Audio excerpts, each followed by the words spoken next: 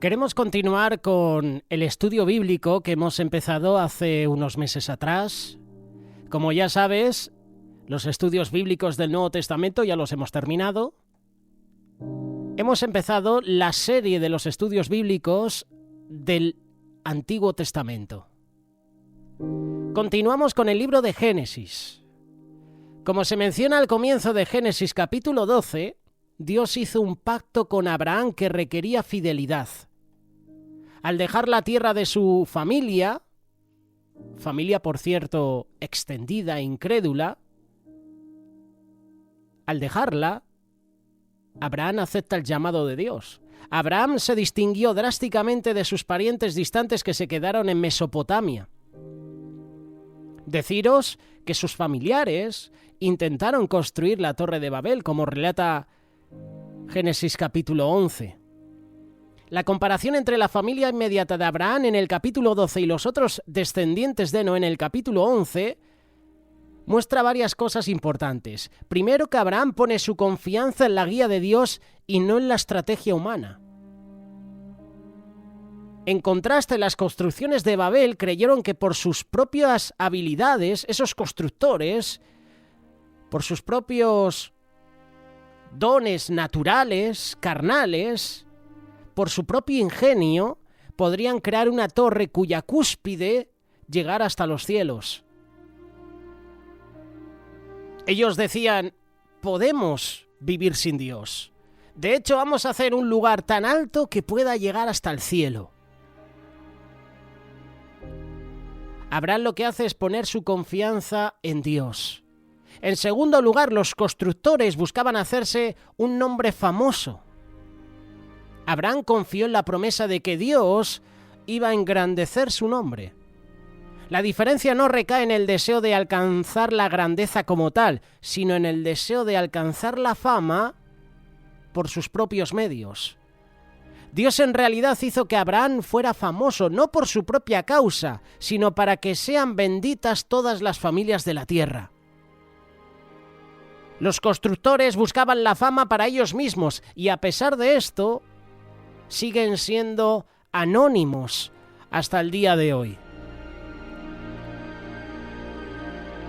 Abraham estaba dispuesto a ir a donde Dios lo guiara, mientras que la intención de los constructores, los que edificaron la Torre de Babel, era amontonarse en su espacio habitual. Ellos comenzaron su proyecto a partir del miedo de ser dispersados sobre la faz de la tierra, y al hacerlo, rechazaron el propósito de Dios para la humanidad, que era llenar la tierra.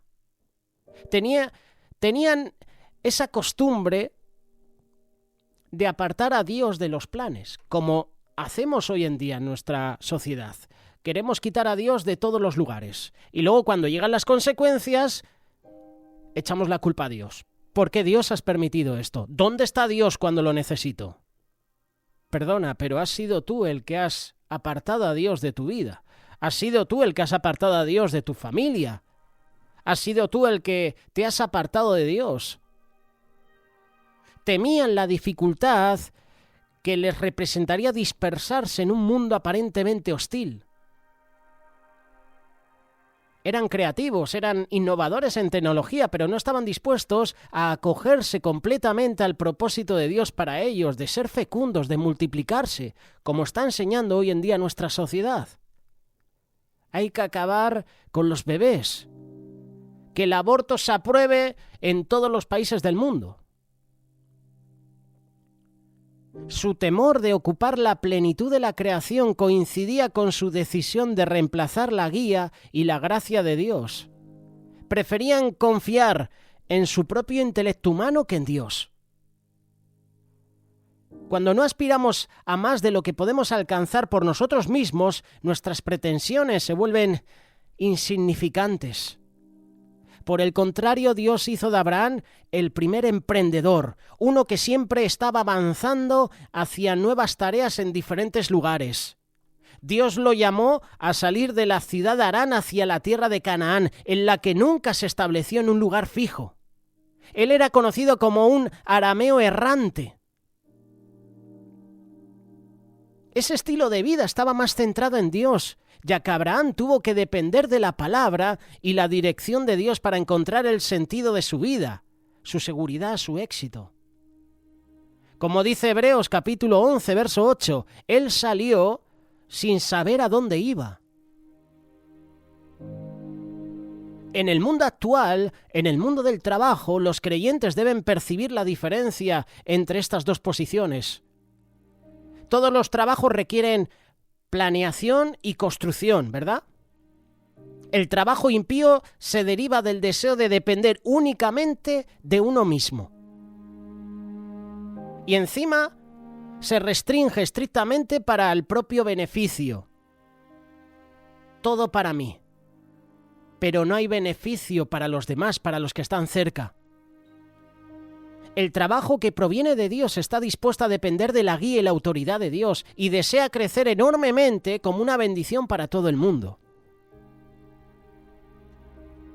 Abraham estaba dispuesto a dejar que Dios lo llevara a establecer nuevas relaciones. Mientras los edificadores de la Torre de Babel buscaban encerrarse en su fortaleza amurallada, Abraham confió en la promesa de Dios de que su familia crecería para ser una gran nación. Aunque ellos vivían como extranjeros en la tierra de Canaán, tenían buenas relaciones con sus conocidos. El vivir en comunidad es un regalo. Hay muchos que viven en comunidad, pero hay otros que viven en comodidad, estando en comunidad. De este modo emerge otro tema importante para la teología del trabajo.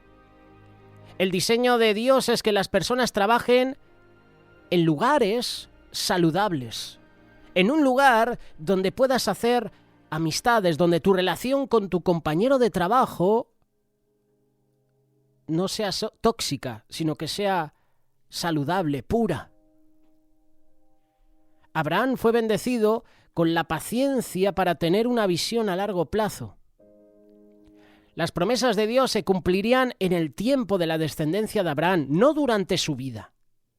Pablo interpretó que la descendencia es Jesús, lo que significa que la fecha de pago sería más de 1000 años después.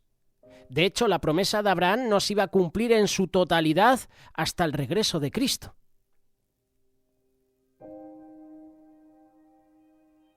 Los constructores de la torre no pensaron cómo su proyecto afectaría a las futuras generaciones, y Dios los amonestó por eso específicamente. Dios le prometió a Abraham fama, fecundidad, buenas relaciones, y con esto quiso decir que él y su familia bendecirían al mundo entero y en su momento. Ellos serían bendecidos más allá de lo que podían imaginar. A diferencia de otros, Abraham reconoció que esforzarse por alcanzar tales cosas por sí mismo sería inútil. En vez de eso, ¿qué hace Abraham? Confía en Dios y depende de su guía, depende de su provisión cada día. Dios le prometió una nueva tierra a la familia de Abraham.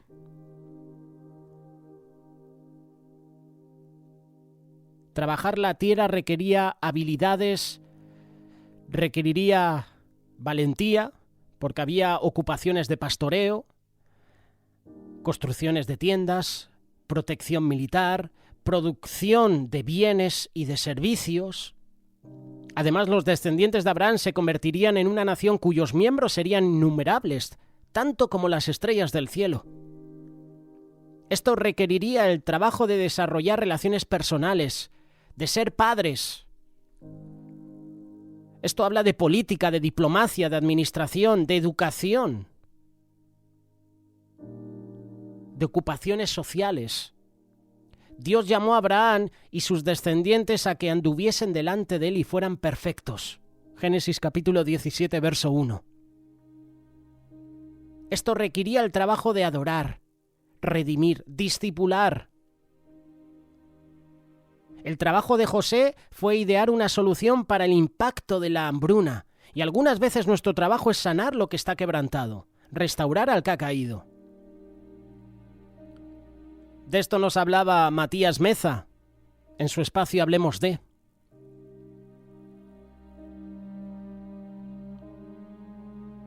El hijo pródigo fue restaurado por el padre. Imagínate si ese hijo pródigo, en vez de encontrarse con su padre primero, se encuentra con el hermano. A lo mejor el hijo pródigo cambia de opinión y se vuelve a ese lugar, porque su primer encuentro fue con el hermano, que por cierto el hermano no quería saber nada de él. El hermano sabía lo que estaba haciendo el hermano menor. Imagínate si este hijo pródigo se encuentra primero con su hermano, que no quería saber nada de él, antes que con el padre. Hubiera cambiado de opinión. El trabajo de José fue idear una solución para el impacto de toda esa hambruna en Egipto. A lo mejor tu trabajo no es la de idear soluciones para el impacto de una hambruna o de una pandemia. A lo mejor tu trabajo es sanar, restaurar una vida. Un hermano o una hermana que ha fallado, que ha pecado. A lo mejor tu tarea es esa, restaurarlo en amor. Todos estos trabajos y los trabajadores que lo realizan se someten a la autoridad, se someten a la guía, a la provisión de Dios. Cuando Abraham dejó su hogar en Harán y partió hacia la tierra de Canaán, su familia ya era bastante grande en comparación con los estándares modernos. Sabemos que su esposa Sara y su sobrino Lot venían con él, pero también iban con un número indeterminado de personas y posesiones. Dice la palabra que Abraham se hizo muy rico. Adquirió sirvientes, ganado, plata y oro. Lo puedes leer Génesis capítulo 12, verso 16 y Génesis capítulo 13, verso 2. Él recibió a las personas y animales que le ofreció Faraón durante su estadía en Egipto, y los metales preciosos habrían sido el resultado de transacciones comerciales, indicando que al fin y al cabo el Señor es quien bendice. Dios estaba bendiciendo en gran manera a Abraham. La evidencia de que tanto Abraham como Lot se habían vuelto exitosos se basa en la disputa que surgió entre los pastores de cada familia, porque la tierra no era suficiente para que pastaran tantos animales. ¿Y qué sucedió? Que los dos tuvieron que separarse para poder mantener esas actividades económicas. Estas familias debían desplazarse por temporadas y por esto vivían en tiendas de cuero, de fieltro, de lana. Sus posesiones se podían cargar en los asnos o en camellos si el propietario era lo suficientemente rico. En esa época las familias no podían sustentarse únicamente con el pastoreo. Era necesario practicar la agricultura local, comerciar con aquellos que vivían en las comunidades más establecidas. Los pastores nómadas cuidaban ovejas y cabras de las que obtenían leche y carne. Obtenían también lana y otros bienes derivados de productos animales, como por ejemplo el cuero. Los asnos se encargaban de llevar el cargamento y los camellos estaban especialmente adaptados para viajar grandes distancias. Para mantener estos rebaños, ¿qué hacía falta? Se requería alimento. Se requería alimentarlos, darles de beber, ayudar en el nacimiento de crías, curar los animales enfermos, heridos, protegerlos de los depredadores, de ladrones, encontrar incluso a los que se perdían. Había cambios de clima, los rebaños crecían.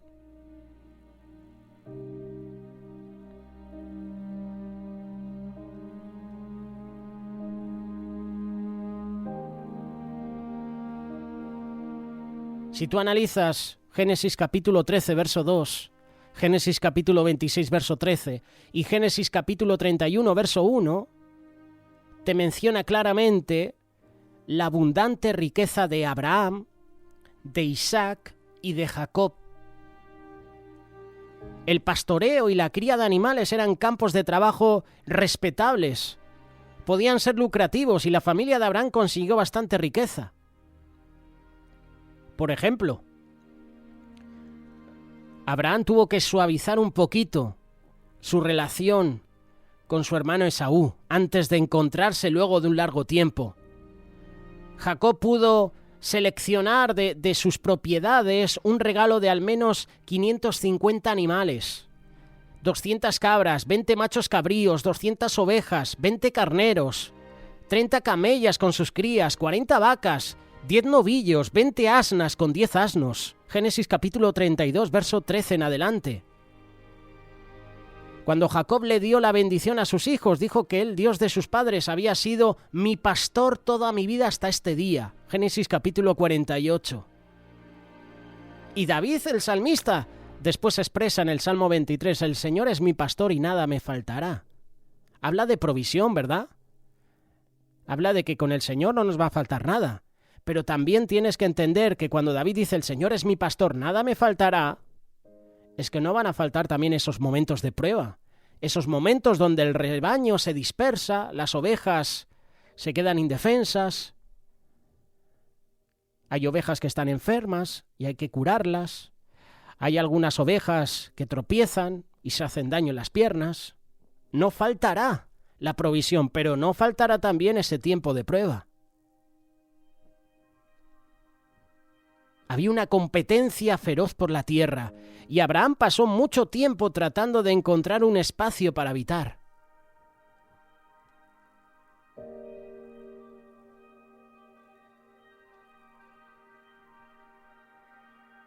Cuando Abraham y su familia regresaron a Canaán y fueron a la región cerca de Betel, el conflicto que se desató entre los pastores del ganado de Abraham y los de su sobrino Lot hizo que Abraham tuviera que tomar una decisión respecto a la escasez de la tierra. Se tenían que separar, y Abraham se arriesgó a dejar que Lot escogiera primero su terreno. Si tú analizas la cadena montañosa central de Canaán, verás que era rocosa, era un ambiente propicio para apacentar ovejas. ¿Y qué hacen los ojos de Lot? Se posaron en el valle de Canaán, ¿verdad? En la zona, en la buena llanura, en el valle alrededor del río Jordán, que dijo, wow, esto es como el huerto del Señor. Así que Lot escogió ese buen terreno para sí mismo. Su confianza en Dios liberó a Abraham de la ansiedad de tener que cuidarse a sí mismo. No importa cuán prósperos serían Abraham y Lot en el futuro. El hecho de que Abraham dejara que Lot decidiera primero demostró generosidad y afirmó la confianza entre ellos. Y podemos entender la confianza, sobre todo de Abraham, en Dios. La generosidad es un rasgo positivo en las relaciones, tanto personales como laborales. Y probablemente es el aspecto que establece la confianza y las buenas relaciones. Los colegas, los clientes, los proveedores e incluso la competencia responden ante la generosidad. Cuando Zaqueo, el recaudador de impuestos, le dio la bienvenida a Jesús en su casa, prometió dar la mitad de sus posesiones a los pobres y restituir al cuadruplicado a los que había defraudado. Y Jesús, ¿qué dice? Lo llama hijo de Abraham por su generosidad y fruto de arrepentimiento. Zaqueo estaba respondiendo a la generosidad relacional de Jesús, que había abierto su corazón a un odiado recaudador de impuestos, lo que fue inesperado y lo que sorprendió a las personas de ese tiempo. Abraham era generoso, era hospitalario, tanto él como su esposa Sara. Esto lo puedes ver en Génesis capítulo 18. La historia de la generosidad y de la hospitalidad de Abraham y Sara se ve con los 3 visitantes que llegaron por el encinar de Manred.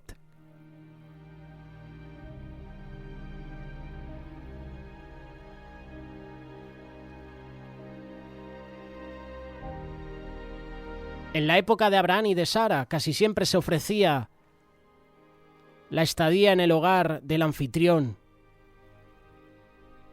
El llamado de Abraham es tan grande que Dios cambia por completo la vida de Abraham, cambia por completo la vida también de su esposa Sara. su ayuda idónea. Donde iba Abraham, iba ella.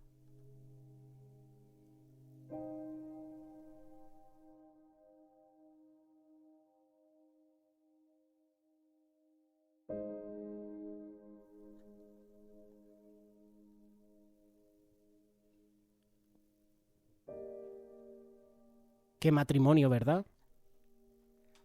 Abraham y Sara.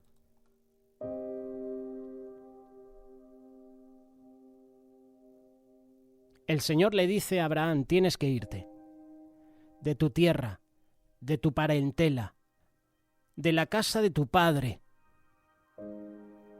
Tenía que dejar lo que había estado haciendo hasta entonces. Debía desligarse y apartarse de lo que le era familiar hasta ese momento. Según la tradición judía, el padre de Abraham era un hacedor de ídolos, lo cual concuerda con lo que está escrito en Josué. Josué capítulo 24, verso 2. Y Josué dijo a todo el pueblo, así dice el Señor Dios de Israel, al otro lado del río habitaban antiguamente vuestros padres, es decir, Taré, padre de Abraham y de Nacor, y servían a otros dioses. Abraham debía dejar atrás la idolatría y todo lo que le era familiar. Eso estaba claro. Pero ¿a dónde debía ir? No lo sabía. Dios no se lo había revelado. Todo lo que sabía es que tenía que salir de ese lugar.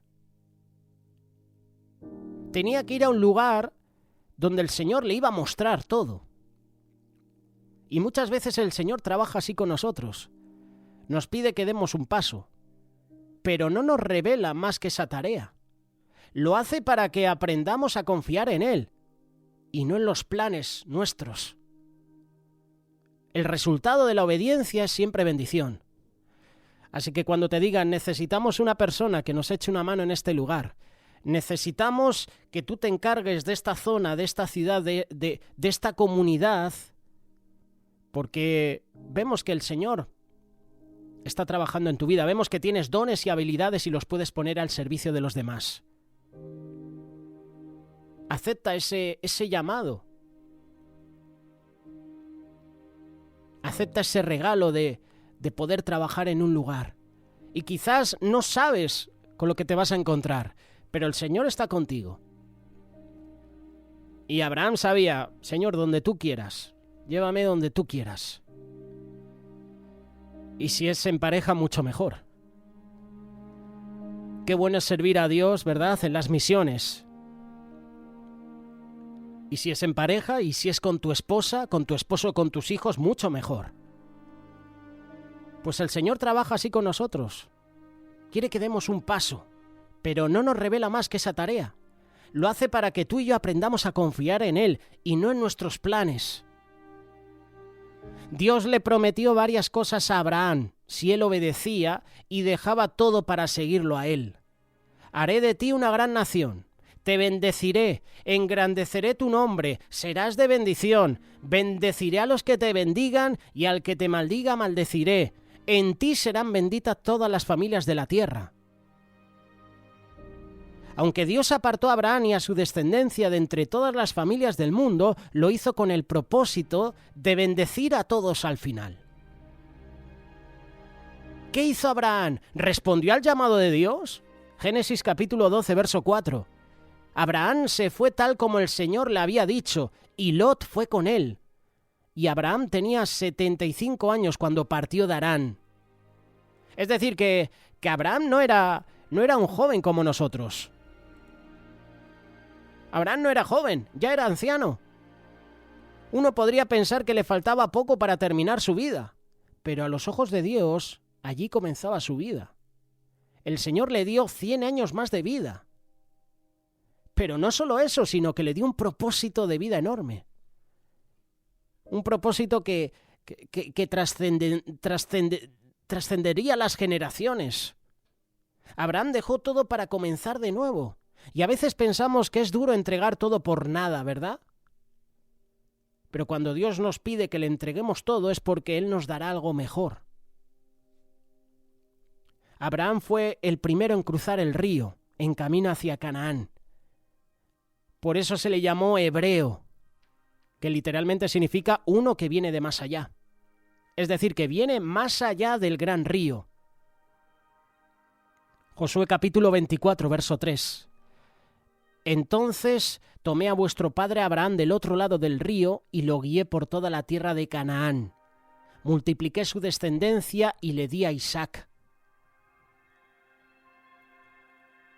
Si tú analizas la palabra de Dios, sobre todo el Antiguo Testamento, se nos habla mucho de cruzar el río, ¿verdad?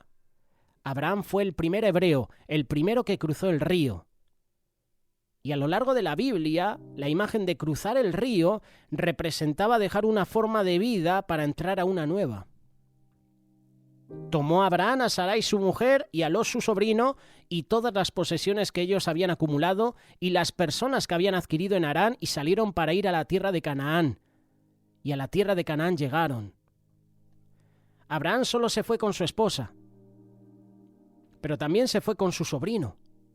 Abraham no tenía hijos. Y el padre de Lot, Harán, había muerto, por lo tanto, él adoptó a su sobrino. Abraham no sabía dónde iba, pero al entrar en Canaán, Dios le reveló que la tierra en donde estaba parado era la tierra prometida. Siquem está localizado justamente en el centro de la tierra prometida. Y este es el mismo lugar donde los israelitas, descendientes de Abraham, van a confirmar el pacto con Dios después de haber conquistado la tierra prometida. En Siquem Dios amplió su promesa a Abraham. Abraham recibió la promesa además doble, que era tierra y descendencia. Seguramente Abraham se preguntaba, ¿cómo será esto posible?